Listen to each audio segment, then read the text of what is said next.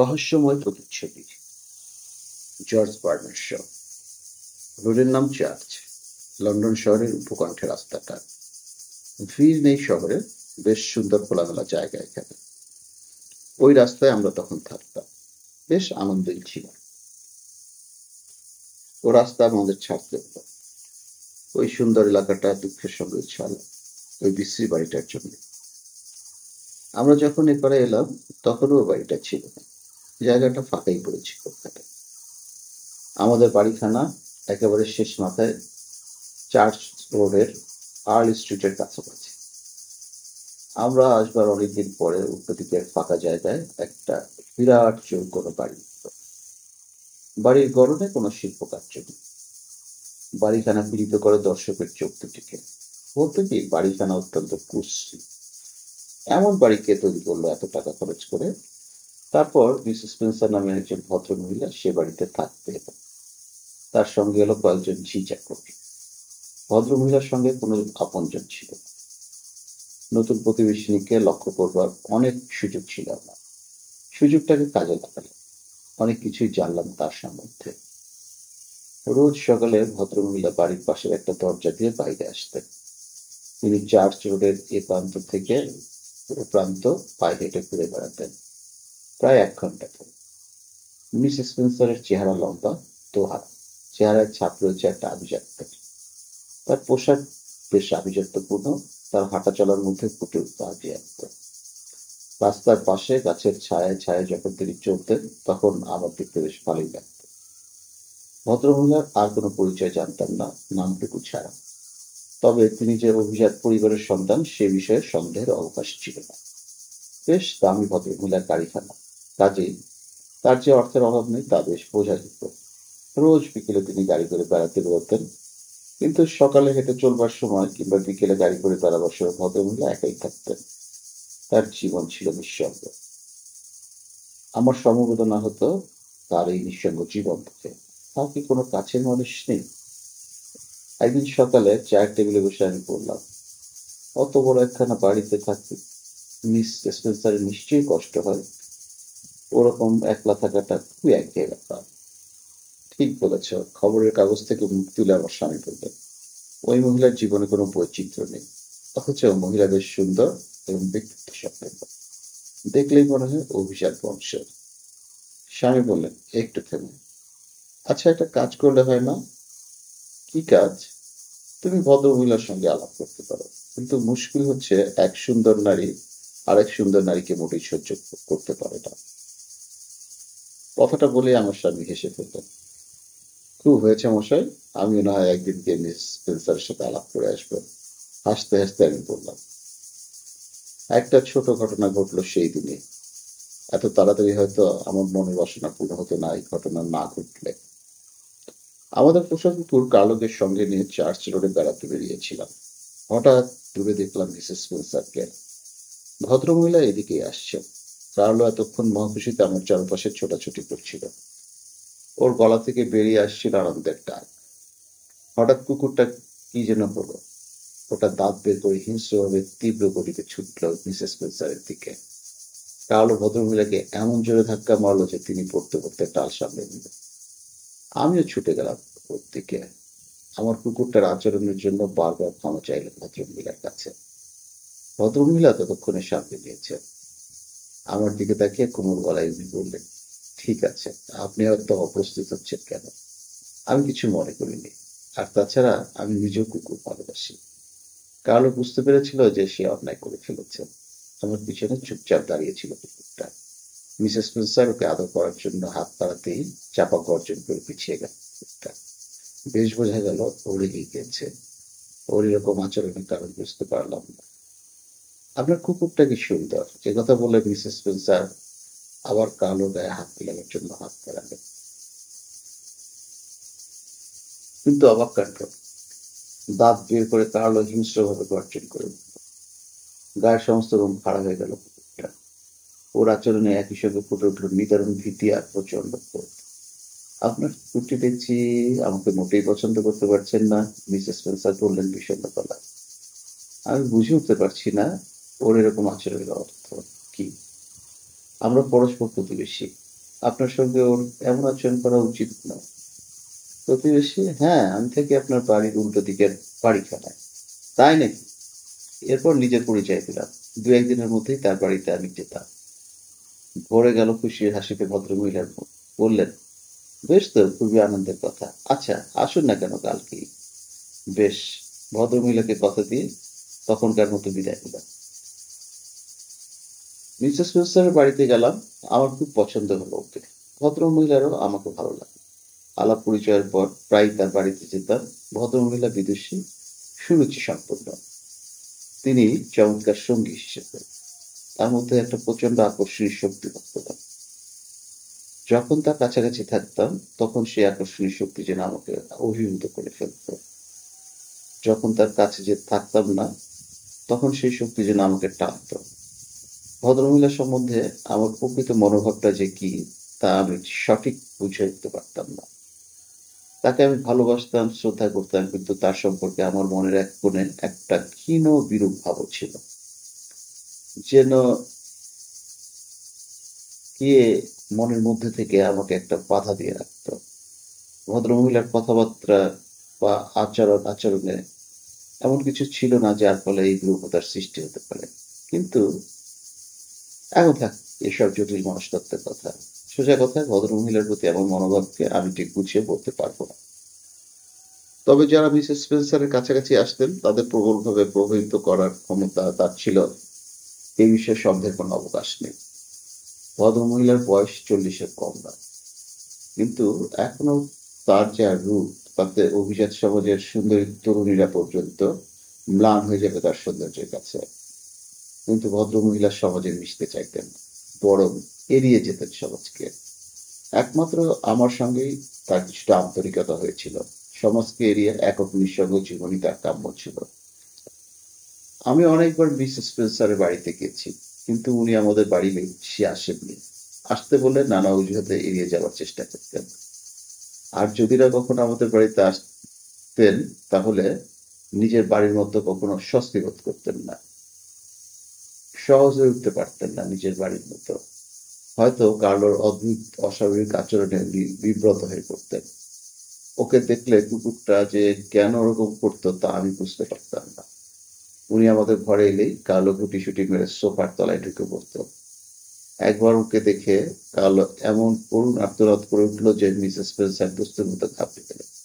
ভদ্রমহিলার মুখ ফ্যাকাশে হয়ে গেল, তার প্রায় জ্ঞান হারানোর মতো অবস্থা।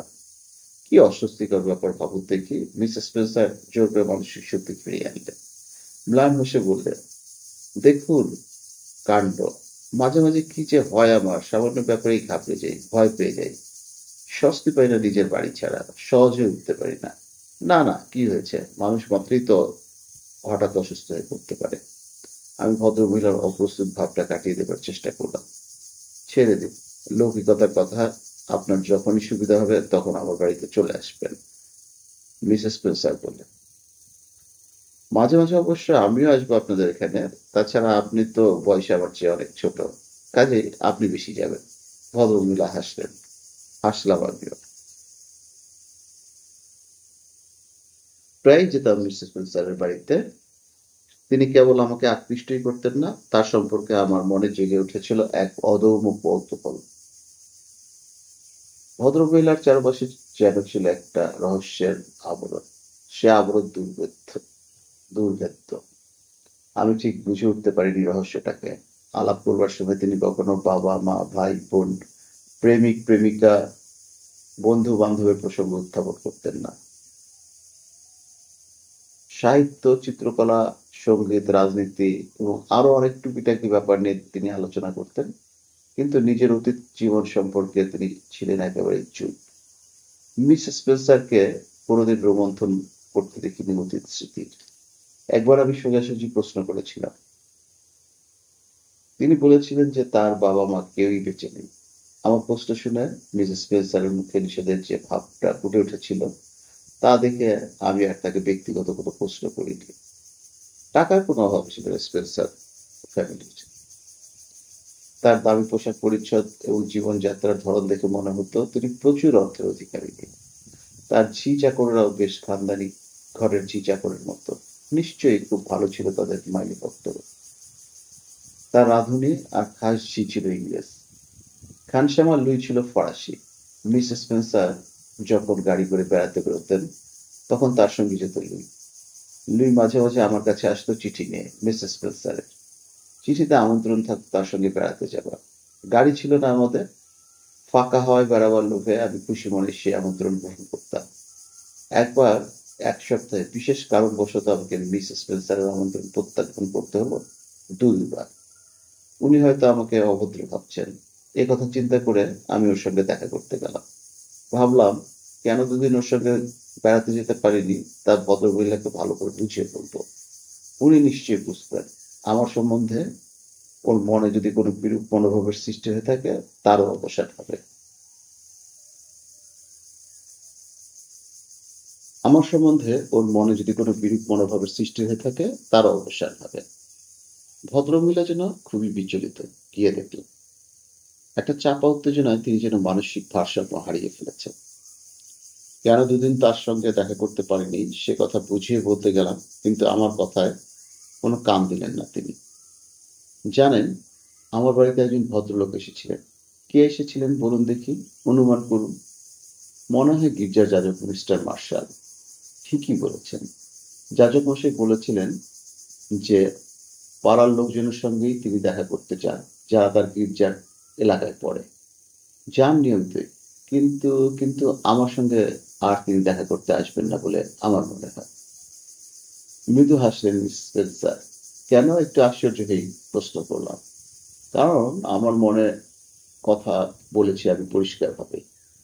এটা বলতেও ভুলিনি যে ধর্মের ব্যাপারে আমার নিজস্ব একটা মতামত রয়েছে। তাছাড়া আমি কোনোদিন গির্জায় যাইনি। যাজক মশাই যা বললেন আমার বেশ মজাই লাগছিল। যাজক মশাইয়ের আতঙ্ক ভরা মুখখানা আমার মনে পড়ছিল। উনি খুব একটা কিছু বললেন না, তবে মনে হলো অনেক কথাই ভাবলেন। পুরুষ মানুষের পক্ষেই যখন ধর্মের বিষয়ে এমন করে চিন্তা করাটা বিরাট অপরাধ, তখন মেয়েদের পক্ষে তো এই অপরাধের কোনো মার্জনা নেই। কিন্তু ধর্মীয় ব্যাপারে তো আপনি ধর্মায়তনের প্রতিষ্ঠার মতের বিরুদ্ধে নন। একটু অবাক হয়ে বললাম। কারণ আমার স্পষ্ট মনে পড়েছে যে একাধিকবার আমি মিস স্পেন্সারকে আমাদের এলাকায় গির্জায় যেতে দেখেছি। কিন্তু যদি উনি তা অস্বীকার করেন তবে আমার বলবার কি আছে। আমি বলতে যাবোই বা কেন এসব ব্যক্তিগত ব্যাপারে। এরপর যেদিন মিসেস স্পেন্সারের বাড়ি গেলাম দেখলাম তিনি বাইবেল পড়ছেন। গায়ে এলিয়ে দিয়েছেন তার প্রিয় চেয়ারখানায়। তার কোলে খোলা বাইবেল। মিস স্পেন্সার আমাকে স্বাগত জানালেন। তার পাশের চেয়ারখানায় বসলাম আমি। আমার দিকে স্থির দৃষ্টিতে তাকিয়ে মিস স্পেন্সার বললেন, আপনি নিশ্চয়ই বাইবেলের কেইন আর অ্যাবেল কাহিনী পড়েছেন। এমনভাবে তিনি প্রশ্নটা করলেন যেন তিনি সদ্য প্রকাশিত কোনো উপন্যাস নিয়ে আলোচনা করতে চাইলেন। আদিম মানব মানবী আর ইভের পুত্র কেইন তার ভাই অ্যাবেলকে হত্যা করেন। সবারই এটা জানা। হ্যাঁ, নিশ্চয়ই পড়েছি, মিসেস স্পেন্সারের প্রশ্নের উত্তরে বললাম।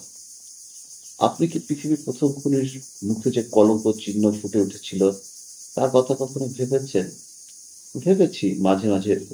মাঝে মাঝে, উত্তর দিলাম। আপনার মত কি এ বিষয়ে? নির্লিপ্ত স্বরে প্রশ্ন করলেও মিস স্পেন্সারের কালো চোখের দৃষ্টিতে কেমন যেন এক বিষাদের গভীরতা, কেমন এক অদৃশ্য রহস্যবার্তা। চূড়ান্ত সিদ্ধান্তের বিষয়ে আসা খুবই শক্ত।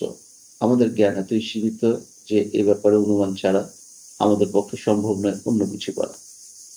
ঠিকই বলেছেন। অনুমানের ফলে আসতে পারে কৌতূহল। হ্যাঁ, ব্যাপারটা খুবই কৌতূহলজনক। একটু থেমে মিসেস স্পেন্সার বললেন, যেমন ধরুন ওই কলঙ্কের চিহ্ন। তা কি সবসময় থাকতো নাকি বিশেষ বিশেষ পরিবেশে অথবা অবস্থায় চিহ্নগুলো ফুটে উঠত? বলতে পারবো না।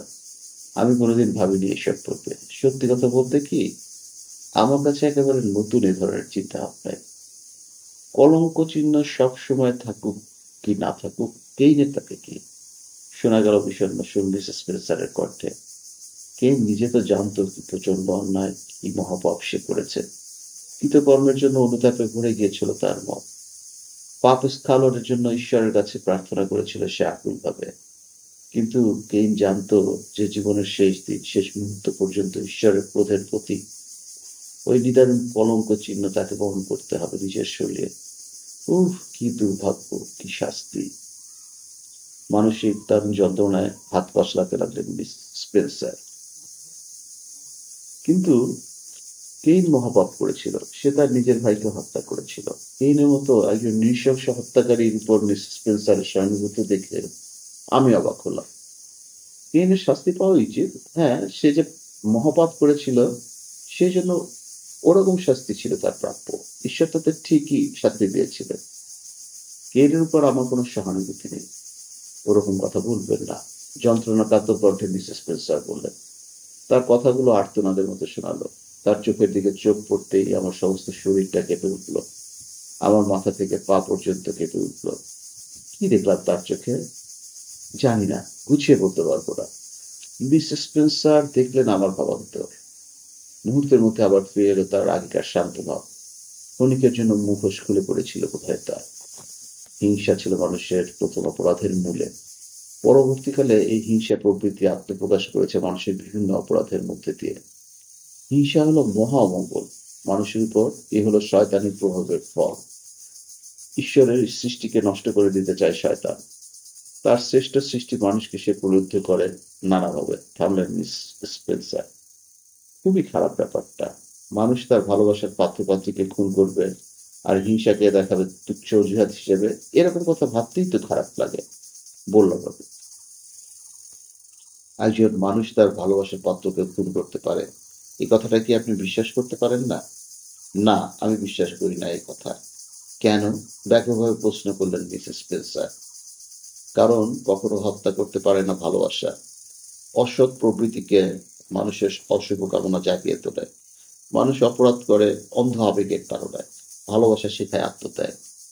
হিংসা নিয়ে আসে দুঃখ, বেদনা আর ভালোবাসা। যে মানুষ ভালোবাসে, যে প্রিয়জনের মুখের সুখের জন্য নিজেকে বিলিয়ে দিতে পারে নিঃশেষে সম্পূর্ণভাবে, সে মানুষ তাকে হত্যা করবে কিভাবে? ভালোবাসা সবসময় সুখী করতে চায় প্রেমের পাত্রকে, হত্যা নয়। কিছুক্ষণ স্থির দৃষ্টিতে আমার দিকে তাকিয়ে রইলেন মিসেস স্পেন্সার। ধীরে ধীরে বললেন, প্রবল প্রলোভনের শক্তি যে কি প্রচন্ড তা আপনি জানেন না। প্রলোভনের শিকার হয়ে মানুষ যে কত খারাপ কাজ করতে পারে তা আপনি জানেন না। আপনার ধারণারও বাইরে মানুষ যে কত নিচে নামতে পারে। মিসেস সোপ, আপনি খুব ভালো মানুষ, খুব সরল। আপনি এলে আমি খুব আনন্দ পাই। সত্যি বলছি। ওখানেই শেষ হলো সেদিনকার মতো কথাবার্তা। কয়েকদিন পর মিসেস স্পেন্সারের কাছ থেকে চিঠি এলো খানসামার মাধ্যমে। মিসেস স্পেন্সার জানতে চেয়েছেন সেদিন আমি তার সঙ্গে গাড়ি করে বেড়াতে যেতে পারবো কিনা। তাছাড়া দুপুরের খাওয়াটা তার ওখানে সেরে নিতে আমার কোনো অসুবিধা আছে কিনা। খেতে বা বেড়াতে যেতে আমার কোনো অসুবিধা নেই, লুয়ের মারফত সেটা জানালাম।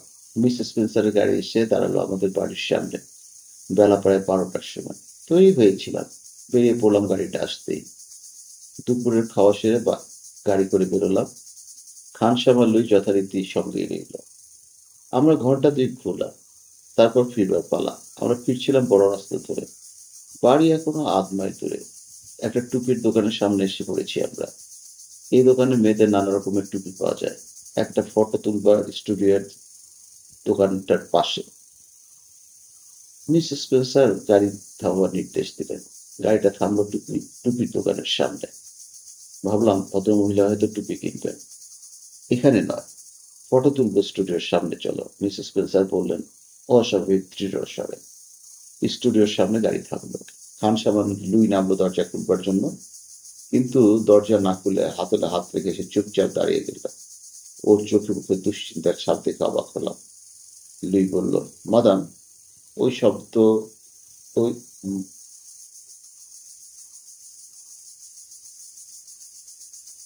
লুই বলল, মাদাম, ওই একটা শব্দের মধ্যেই যেন ঝরে পড়লো একরাশ মিনতি। ফুটে উঠল নিষেধাজ্ঞার রেখা তার মুখে। মিসেস স্পেন্সারের চোখ দুটিতে যেন বিদ্যুৎ ঝলসে উঠল। দরজা খোলো, তিনি হুকুম দিলেন। আদেশ অমান্য করা অসম্ভব সেই শীতল অথচ দৃঢ় কণ্ঠের। নেমে পড়লাম গাড়ি থেকে। শুনতে পেলাম লুইয়ের দীর্ঘশ্বাস। সে আমার দিকে করুণ দৃষ্টিতে তাকালো। ওর ভাব দেখে মনে হলো লুই যেন কিছু একটা বলতে চায় আমাকে, কিন্তু সে কথা বলবার সাহস তার নেই। এর অর্থ কি বুঝতে পারলাম না কিছুই। গাড়ি থেমেছি স্মিথের স্টুডিওর সামনে। শহরতলিতে স্মিথের খুব নাম ডাক হলো ভালো ফটোগ্রাফার হিসেবে। আমি আর আমার স্বামী এখান থেকে কয়েকবার ছবি তুলেছি। স্মিথ ছবি তুলেছে খুব যত্ন করে, ছবিও খুব সুন্দর হচ্ছে। আমাদের ঢুকতে দেখে কাউন্টার থেকে একটা অল্প বয়সী মেয়ে আমাদের দিকে এগিয়ে এসে জিজ্ঞেস করলো, ছবি তুলবেন? মিসেস স্পেন্সার বললেন, হ্যাঁ। আপনাদের কি আসবার কথা ছিল? হ্যাঁ, আসবার কথা ছিল 2টোর সময়। মিসেস স্পেন্সার তার নাম বললেন। আসুন, আপনার ভিতরে আসুন। মেয়েটি আমাদের নিয়ে গেল ভিতরে একখানা ঘরে, ছবি তুলবার জায়গায়। ডার্ক চেম্বার থেকে একটু পরে স্মিথ বেরিয়ে এলো। একটু হেসে বলল আমাকে দেখে, এই যে মিসেস ও, কিরকম পোজে ছবি তুলবেন? আমি না, আমার বান্ধবী ছবি তুলবেন। জানালার দিকে মুখ করে দাঁড়িয়েছিলেন মিসেস স্পেন্সার, তার দিকে আঙুল তুলে দেখালাম। আমার কথা শেষ হতে না হতে মিসেস স্পেন্সার আস্তে আস্তে ঘুরে দাঁড়ালেন। তার দিকে তাকিয়ে ফটোগ্রাফার স্মিথ চমকে উঠল। হ্যাঁ, চমকাবার কথা। অদ্ভুত পরিবর্তন ভদ্রমহিলার মুখে। মাত্র 10 মিনিট আগে আমি কি এই মহিলার সঙ্গেই গল্প গুজব হাসি ঠাট্টা করছিলাম? চোখ দুটো বসে গিয়েছেন স্পেন্সারের, মুখখানা পাণ্ডু, সেখানে যেন এক বিন্দু রক্ত নেই। তার সুন্দর বল মুখখানা কেমন যেন লম্বাটে হয়ে গিয়েছে। অসহনীয় যন্ত্রণায় নির্ভুল ইঙ্গিত তার মুখের রেখায় ফুটে উঠেছে। অমানসিক যন্ত্রণায় কষ্ট পাচ্ছেন ভদ্রমহিলা। আপনি অসুস্থ, আপনি অসুস্থ হয়ে পড়েছেন। আমি চিৎকার করে বললাম, একটু জল, তাড়াতাড়ি একটু জল আনুন কেউ। না, জলের প্রয়োজন নেই, মিসেস স্পেন্সার অদ্ভুত গলায় বললেন। তারপর আসনে বসে স্মিথকে ইঙ্গিত করলেন ছবি তুলবার জন্য। স্মিথ তাড়াতাড়ি কালো পর্দায় ঘেরা কোনায় গিয়ে ঢুকলো। পরে আমার মনে হয়েছিল মিস স্পেন্সারের বাসায় বসার ভঙ্গি ঠিক করে দেয়নি, এমনকি একটা কথাও বলেনি এসব করতে।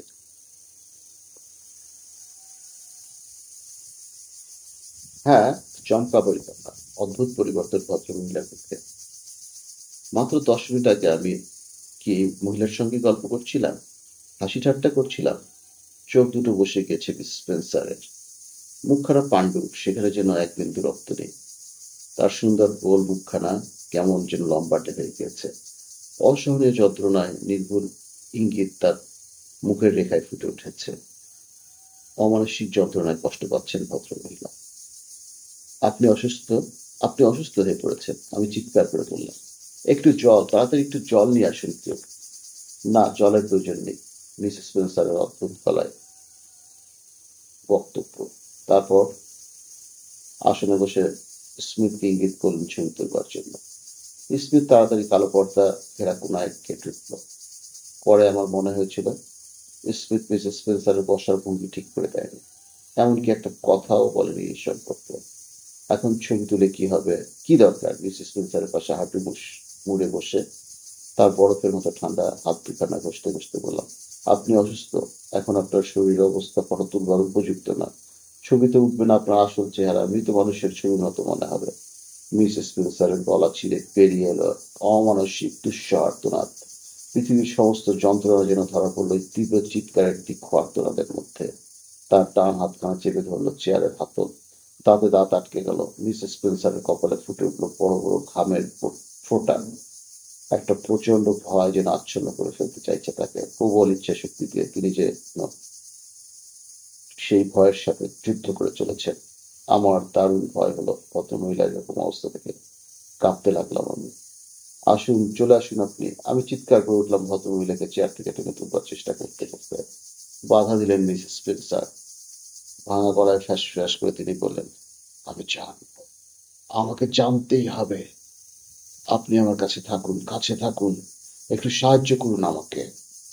পাশে বসলাম। মিসেস স্পেন্সারের 2 হাত দিয়ে নিজের মুখ ঢেকে ফেললাম।